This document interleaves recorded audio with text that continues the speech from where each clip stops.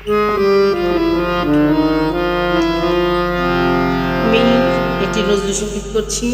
প্রিয় যাই যাই বলো না, আমার গানটি যদি আপনাদের ভালো লাগে তাহলে লাইক, কমেন্ট এবং শেয়ার করবেন এবং আমার চ্যানেলটি অবশ্যই অবশ্যই সাবস্ক্রাইব করবেন, তাহলে আমি অনেক উৎসাহিত।